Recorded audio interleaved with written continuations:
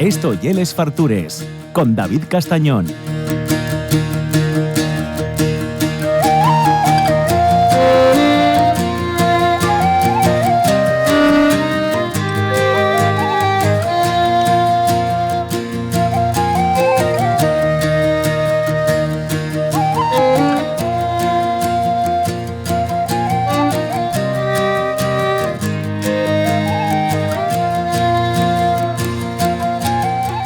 Bueno, ya sabéis que en la Casa Gris, con Javier Solís y Verónica García Peña, tenemos una sección donde estos dos grandes pues vienen con un libro, pues van ahí indagando en la gastronomía que tiene el libro y cuéntanos pues un poco de qué va el libro, pero también bueno, pues falamos ahí un poco de qué se come. También está muy guapo para saber qué se come en otros países, en otros dómenes, en otras culturas. A mí, yo una sección que personalmente gusta muchísimo, disfrútola mucho y por lo que me contáis, vosotros también. Y alguno y algunas sé que estáis leyendo libros que Javi y Verónica van aconsejando. Pero de vez en cuando tenemos la suerte, porque estos chavales tienen un talento muy grande, que vienen con cosas propias. Y en este caso, la gran Verónica García Peña, escritora que tiene unas cuantas novelas en el mercado que yo os aconsejo que compréis porque son muy prestosas y muy buenas y para encima están ahí siempre entre las mejores en cuanto a ventes y reconocides, pues bien, con una nueva novela en Basu el Brazo. Así que estamos de enhorabuena. Y como,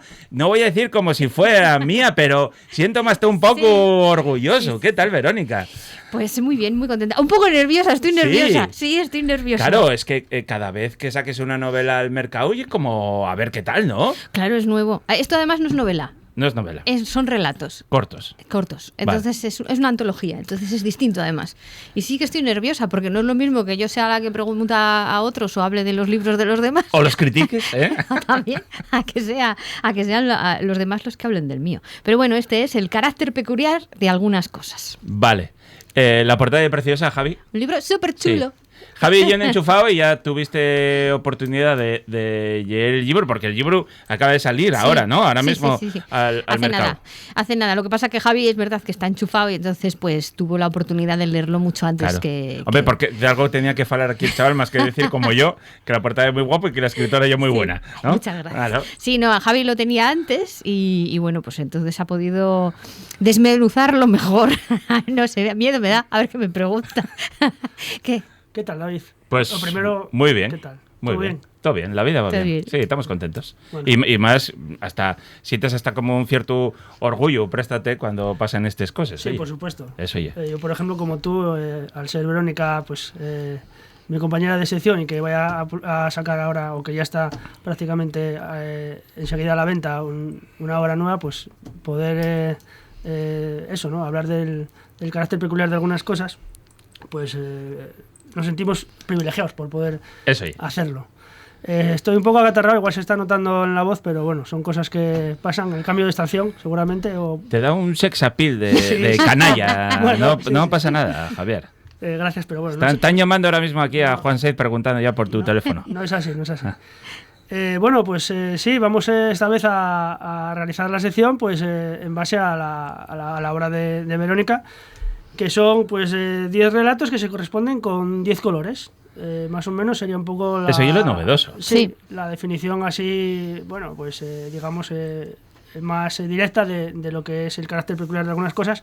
Editado por V-Books, vamos a decirlo también. Sí, es verdad. Yo es que siempre esas cosas me las como siempre se me olvida decirlo. Bueno, pero es muy importante eso, siempre reconocer editoriales que sigan apostando por los escritores, que cada vez... Sí. Además yo se lo agradezco mucho porque en este libro hemos trabajado durante este verano y la sede de V-Books está en León. Y entonces, bueno, pues lo han pasado un poco mal con todo lo que sucedió de los incendios y tuvimos que andar un poco a veces parando y no pudimos hacerlo al ritmo que se suelen hacer las cosas. Entonces yo les agradezco mucho que aún así siguieran adelante y no... Y aquí está el libro. El libro que va a salir a la venta el próximo, Verónica, día... No, ya está. Ya está a la venta. Tú es que eres un privilegiado, privilegiado. Sí, entonces, claro, vas descontrolado.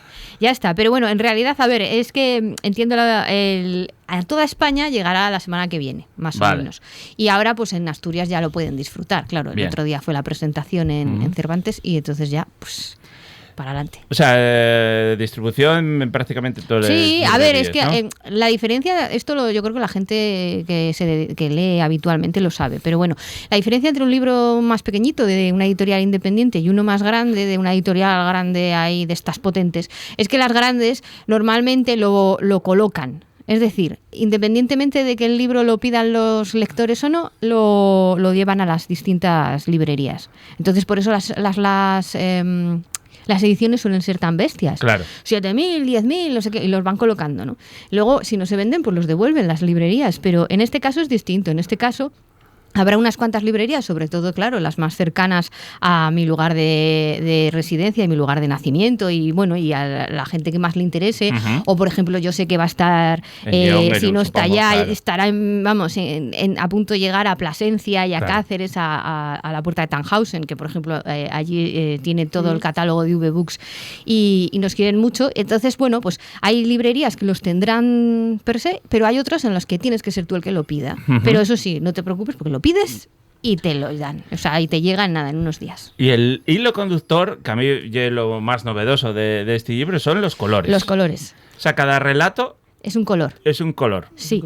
Tenemos Conociéndote, crema. ¿tienen que ser un poco oscuros o no? No. No, hay luz. Bueno, a ver, es que son... yo lo que hago es jugar con la idea del color. Nosotros, por ejemplo, hay un relato que es rosa, y lo asociamos normalmente a la feminidad. Sí. Pero también puede convertirse el rosa en una cárcel. Es decir, yo juego con la idea que los colores de forma instintiva nos provocan. El blanco, tú piensas en el blanco y piensas en la pureza, pero para mí también puede ser un lugar agobiante o puede ser algo diferente. Es decir, jugamos con esa... Es que tampoco puedo decirlo todo, porque claro, los relatos en este caso tienen su final, que es un final sorprendente. Vale. Entonces el lector va a ir metiéndose en un relato por color y cada color va a ir evocando una serie de sentimientos. Es decir, el color no pinta, digamos, la superficie del relato y ya está. Ni tampoco el color se basa únicamente en la idea abstracta de color, sino que el color se centra en un objeto o se centra en una cosa, en una persona, y eso es lo que provoca los sentimientos en quien lee. Y en los personajes de cada relato y en quien lee. Entonces esa es la idea. Es como un juego como un caleidoscopio narrativo en el que en realidad la gracia que tiene es que además cada lector lo va a leer y lo va a interpretar diferente. Porque cada uno de nosotros tiene un concepto de los colores. Del azul, el rosa, el crema, el ocre, el blanco, el negro. Quizá el único que sea el más en el que todos coincidamos sea el negro, que es el relato final y es el que cierra el libro. Que en el fondo es muy cinematográfico. Marca de la casa. Claro, nos vamos a negro. A ver, yo más o menos eso de que el negro terminara siendo el color que cerrara la obra me lo esperaba bastante conociendo a Verónica, sí. Eso que decías para los lectores acabar interpretando un poco o haciéndose eco de que cada relato tiene un color, a mí me pasó pues leyendo el libro, que según estaba leyendo pues un relato determinado de un color, pues ibas un poco también sumergiéndote en ese color en todo momento de la lectura. Parecía como que fueras por utilizar una metáfora, tu mirada fuera coloreando esas páginas del color que se corresponde con ese relato. Ajá. Es decir, cuando estás leyendo, por ejemplo, el azul, pues se te sumerge toda la lectura en ese color a través de las páginas y a través de lo que está escribiendo Verónica. Eso lo consigue muy bien, interiorizar pues al lector en el mundo de ese color en cuestión. Claro, porque son cuentos atmosféricos y muy visuales. Entonces, tú estás leyendo el cuento azul o el cuento ocre y tú lo ves ocre, lo sientes azul, sientes esos en el azul además que se habla en concreto. En el azul además es que se habla de la color azul, es decir, no solo está, sino que se habla de él, de los distintos tipos de azul y tal. Entonces, al final sí, ves todo desde el punto de vista, es como si nos fuéramos poniendo gafas de distintos colores y fuéramos viendo el mundo a través de esos colores. Lo sorprendente es que tú te las pones al principio con una idea y según va avanzando el relato, esa idea va cambiando. ¿Cómo se consigue este efecto en el lector? Esto que estamos diciendo. Pues, a ver, yo estos cuentos los he escrito sin mapa, o sea, sin mapa, sí. Yo normalmente necesito un mapa para escribir y estos cuentos no. Se consigue metiéndote en ellos de forma como si fueran casi oníricos, es decir, como si fueran sueños. Uh-huh. Por eso a veces rozan o sea, coges escenas cotidianas y las transformas de una forma abstracta que parecen sueños, parecen cosas distintas de la realidad, ¿no? A veces con un poco de humor también negro que tengo y así, y bueno, entonces eso se consigue así, metiéndote en el relato como si fuera un sueño. Es un sueño. Entonces, las cosas que suceden por una serie de motivos y suceden muchas veces relacionadas con esos colores. Uh-huh. Y entonces tú lo vas escribiendo y lo mismo que el lector siente el color, yo al escribirlo siento el color. Uh-huh. Es decir, yo cuando escribo el relato, cada relato va con ese color, no le puedes cambiar el color. Sí, no vale lo de decir, bueno, pues es que, a ver, hoy tengo uno crema y tengo uno blanco. Igual debería haber metido uno, pues a ver, que no he metido. Uno amarillo, creo que no tengo. No. O uno de otro color, ¿no? Yo qué sé. Fucsia. Violeta, sí. Pues no tengo. Pues no sirven. O sea, los colores... el relato es así, o sea, cada relato es de una manera concreta por los colores. Por ejemplo, el primero, el crema. El crema habla de que las casas con gotelé albergan muertos. Y empieza así y luego ya seguimos. Las casas con gotelé, el gotelé es crema. El crema es crema pastelera, arroz con leche. Y entonces vas asociando ideas. Ajá. Y te lo cuenta además, en este caso, te lo narra una niña. Y te vas metiendo. Y entonces al final tú estás dentro de una casa en la que las paredes son de gotelé, pero estás pensando en el crema, en el arroz con leche, en la crema pastelera, en todas este tipo de cosas. O por ejemplo en el blanco. El blanco es una chica que vive en la bola de nieve, pero sueña con vivir en San Cristal. Ah. Porque ella está harta del invierno y quiere el sol. Y habla del blanco y de los distintos tipos de blanco y del papel en blanco y de patinar sobre un hielo blanco y de la nieve blanca. Todos son el mismo blanco, son distintos tipos de blanco. Y de dejar la mente en blanco. Porque cuando tú quieres dejar la mente en blanco te pones a pensar en qué tipo de blanco quieres dejar la mente.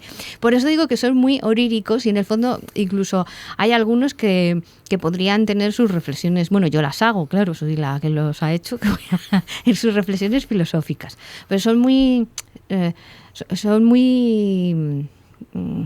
que llegan dentro, o sea, no sé cómo explicarlo, muy, sí, atmosféricos, muy visuales y luego muy que te atrapan, muy atrapantes, o sea, no puedes, y no se trata de suspense, ni de misterio en sí, ni nada de eso, pero no puedes dejar de leerlos, empiezas a leer y no puedes dejar de leer el cuento porque el cuento te lleva, quieres saber dónde va a acabar esa historia. Estás hablando de cuentos. Bueno, relatos, cuentos. Claro, sí. Relatos, no, pero digo, para que quede claro, Jeb, para todos los públicos y todas las ideas, sí. ¿no? Sí. Bueno, no, a ver, son infantiles. los más niños no los entenderían, eso también es verdad. Son adultos, son para adultos. Vale. En alguno de los relatos, estabas diciendo el del color blanco, que es un ejemplo, por ejemplo, de lo que voy a decir a continuación, ¿no?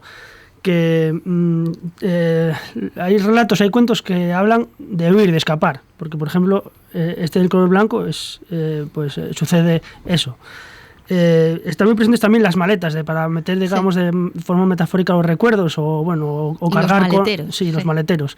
Eso, ¿por qué se debe? ¿A qué te llevó el querer tratar un poco el tema este de escapar, de huir, tanto de manera metafórica como de manera real, ¿no? Que muchos cuentos, como digo, aparecen en la obra. No lo sé, estos cuentos los he escrito a lo largo de muchos años. O sea, no se escriben, están escritos intercalados con otras cosas, con artículos de opinión, con novelas, con relatos para otros medios. Total, que yo creo que eso, el hecho de que cada vez que yo me parara y dijera, bueno, voy a escribir algo distinto, y siempre se me ocurría un cuento, o sea, un color, había un color que me venía y entonces escribía un cuento. Creo que quizá tenga que ver con eso. No es tanto una huida real como a veces es una huida de la realidad. A veces todos tenemos situaciones de las que nos gustaría huir o nos vemos involucrados en situaciones que no nos gustan. a nosotros o a otras personas cercanas o cosas que vemos en el mundo, ¿no? Y luego también es una forma de reivindicar todos los colores, todo el abanico, porque vivimos en una sociedad actualmente en la que todo tiene que ser blanco-negro, te tienes que posicionar a favor o en contra, pasa hasta con las cosas más ridículas, ¿no? La película no sé qué, a favor o en contra, ¿qué? ¿A favor o en contra de qué? ¿De la actuación, del director, de la luz, de la fotografía, de la música? ¿De qué me estás hablando? Bueno, pues todo eso, estos cuentos lo que reivindican es la posibilidad de que no tengamos que definirnos solo por el blanco y el negro. Existen múltiples colores y dentro de los colores incluso múltiples tonos dentro de esos colores. Entonces cada uno de nosotros somos lo que somos y vamos transformándonos precisamente porque somos colores, somos ese caleidoscopio. Porque si no, ¿qué seríamos todos? ¿Un mundo en blanco y negro? ¿Qué seríamos? ¿El nodo? ¿Volvemos al nodo? Monocromáticos seríamos, ¿no? Seríamos monocromáticos. Que, por cierto, hay un cuento que se llama Policromo. Policromo. A mí es uno de los que más me gustan. Es el contraste contra el pardo. Uh-huh. Cuando algo se vuelve todo pardo, ¿no? Es un mismo color uniforme. Contra la uniformidad tenemos la policromía. Pues en el fondo esto es lo mismo. Yo reivindico la policromía, la posibilidad de ser todos los colores que quieras y equivocarte. En el fondo es lo que es una reivindicación. Eso ya la vida, sí. Y luego también, bueno, esto lo decía Kandinsky, no lo digo yo, no os creáis. Decía Kandinsky hizo un estudio sobre el color y él hablaba de los colores desde el punto de vista de los sentimientos, de las sensaciones que crean, ¿no? Que los colores también crean como una sensación. Bien, pues esto en el fondo es un poco lo mismo. Los colores te tienen que crear sensaciones. Muchas veces se centran en objetos como la maleta o un maletero o un Impala, un coche, que a mí me mola mucho, o cosas así, y otras veces se centran en música, que eso no lo hemos dicho, pero también hay música dentro de los cuentos, porque los cuentos suenan. Cada relato suena, tiene su propia... En mi cabeza suena unas canciones, en otros están específicas y claramente definidas cuáles son, y en otros simplemente, bueno, pues se puede cada uno interpretar el sonido. A veces también solo es el sonido del mar o el sonido que puede tener las hojas de otoño al ser pisadas y caer y rozarse entre ellas, de un bosque, ¿no? O el sonido de una maleta al abrirse y cerrarse, clic, clac, clic, clic, clic, por ejemplo, o el de alguien que está a toda prisa o que tiene miedo o alguien a la que le obligan a tener siempre que estar en silencio. Entonces habla muy bajito hasta que se da cuenta que ya no tiene esa obligación, que ya puede gritar, y entonces empieza y se oyen los portazos. Bien, o sea, suenan, los relatos suenan. Y hay uno, el gris, que se lo vamos a pedir a Juan, que suena como un rompeolas. A ver, bueno. Es una clásica. Pero hay incluso están pedacitos de la canción dentro del relato. Sí, porque ya nadie se gira al pasar. Ya no hay esa rubia que se gira al pasar. ¿Y es fan? Yo, de Loquillo, súper fan, vamos. Súper fan. En el final de la obra, que apuntas en la nota de la autora, decías un poco lo que acabas de señalar, ¿no? De los cuentos son como las letras de una canción, que suenan. Sí. Y eso te iba a decir que qué importancia tiene la música en la creación de este libro, que como estamos ya escuchando, pues es mucha, ¿no? Sí, para mí es muy importante la música, no solo en la creación de este libro, sino en casi todas las cosas que hago. Me gusta mucho la música. Es cierto que escribo en silencio, pero en realidad en mi cabeza... Te inspira mucho, ¿no? Suenan canciones, sí. Y a veces cuando estoy atascada y muchas veces hay títulos que se me ocurren por canciones, trozos de las historias que se me ocurren también por canciones. Yo creo que en la mayoría de mis obras dentro hay música. Hay música, a veces es explícita como esta que hemos escuchado y otras veces es más está más soterrada, pero está ahí. Yo es que no concibo la vida sin música de cualquier tipo. Entonces, pues bueno, los relatos al final son como partituras, en el fondo, ¿no? Es como si cada relato fuera una canción, una partitura, y en cada uno de nosotros cuando la leamos está como la interpretamos. Si preferimos que sea rock, si preferimos que sea un soul, un tango, eso ya yo tengo en mi cabeza como creadora una serie de ideas, pero yo luego sé que cuando luego el lector coge el libro, de él depende si coincidimos o no. Quizá el rompeolas coincidamos porque es muy evidente. Sí. Igual que hay otra que hace mucha referencia a Roy Orbison, que es a California Blue, que también pues es evidente. Incluso hay un trozo de la letra de la canción puesto tal cual, ¿no? Luego también hay ciertos aspectos autobiográficos, creo, en la obra, que yo más o menos, alguno de ellos intuí. Porque bueno, como decía Verónica, tuvo un poco de enchufe y aparte ya, bueno, pues con el trabajo en la sección nos conocemos un poco el uno al otro. Pero, a ver, no quiero tampoco adelantar ningún tema de los relatos, de los argumentos, pero sí me gustaría que Verónica explicara, si quiere, qué problema tiene una de las protagonistas con las vacas. Me gustaría que si puede contar algo ¿Qué problema acerca de tienes con eso. las vacas, Verónica? Porque son una psicópata las vacas. Bueno, a ver. Resulta que... No, a ver, que yo crecí en un caserío, ¿eh? O sea, a ver, que yo nací... Iba a decir que llevas una madrilana adentro, pero no. No, que va, si yo nací... O sea, el caserío de mi abuela, yo he estado toda la vida con vacas y eso. Pero bueno, de unos años a esta parte, pues me dan un poco de respeto, digámoslo. No me caen del todo bien. Sobre todo es que aquí en Asturias existe la costumbre, que yo no la había visto hasta que me vine aquí a vivir, ya hace unos cuantos años, pero...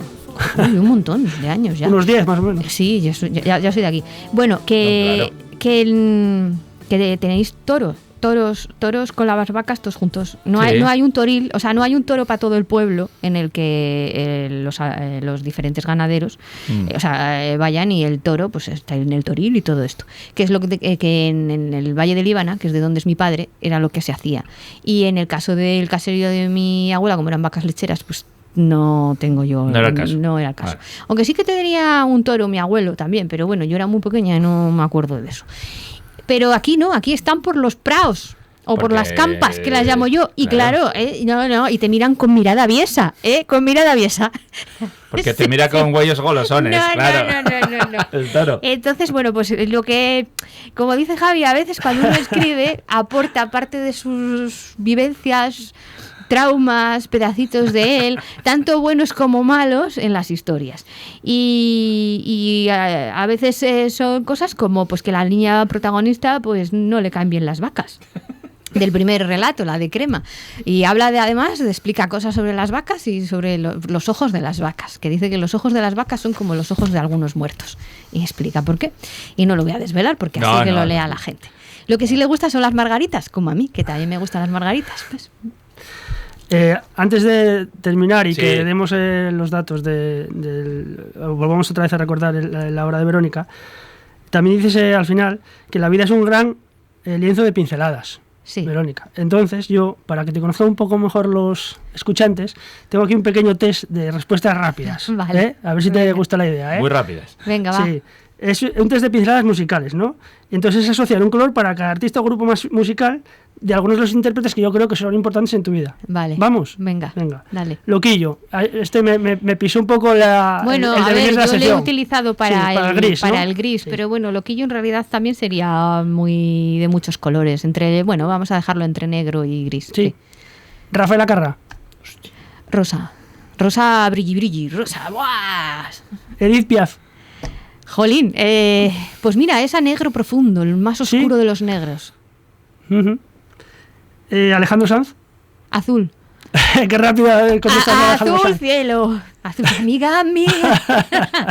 Me encanta. El primer concierto al que fui cuando era joven era de Alejandro Sanz. Pagué 500 pesetas. 500 pesetas de aquella época. Saqué la entrada en el cajero. Cuando empezaban a sacarse las entradas en los cajeros. Sí. Doctor Deseo. Rojo. Y por último, Platerito. No sabría decirte. Rayas, pero policromo, es que sería. sería Sería rayas, pero a la vez sería policromado y sería. Marrón calimocho. Sí, trabaja camarero. Sí, no sé. Bueno, para terminar. Granate, vamos a ponerle granate. Para terminar este test, ¿de qué colores está configurada Verónica García Peña? ¿Yo? Sí. Yo soy policromada. Sí, claramente. Claramente. Yo no puedo ser no la ves hoy. Rubia, azul, morado y negro. Verde. Todo el espectro verde. cromático. No, yo soy policromada. Creo, hay días que soy gris, hay días que soy blanca, hay días que soy rosa, rojo. O sea, quiero decir, soy de todos los colores. Porque al final, es lo que os decía al principio, somos todo.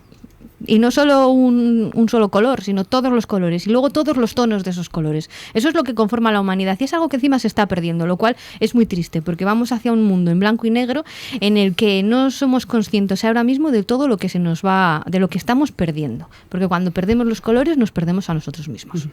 Bueno, pues nada más que recuerde Verónica algo sobre la obra. Bueno, pues que si ya quiere. está disponible en las librerías, que si no lo encuentran en la suya, pues que no importa, que se lo pidan al librero, que en unos días lo tendrán, que también está disponible en la página de la editorial de VBooks, que allí lo pueden comprar, y también en algunas plataformas online, como puede ser Amazon. Y nada más, que la semana que viene, el día 1 de octubre, tengo presentación en el Ateneo Jovellanos, que el Ateneo siempre cuenta conmigo para las presentacionciones, y entonces será la presentación. ¿Sabemos la hora? 7:30. Todavía no lo tenemos claro, porque estas cosas, Pero se anunciará... los artistas somos así. Se anunciará en redes sociales. Sí, eso es, lo diré. Y entonces, pues que todo el mundo que esté en Gijón, que quiera, que pase a verme, que yo le firmaré el libro, encantada. Muy bien. Bueno, pues el carácter peculiar de algunas cosas, el nuevo libro de Verónica García Peña. Muchas gracias y que A vaya vosotros. muy bien. Muchas Abrazo. gracias, David.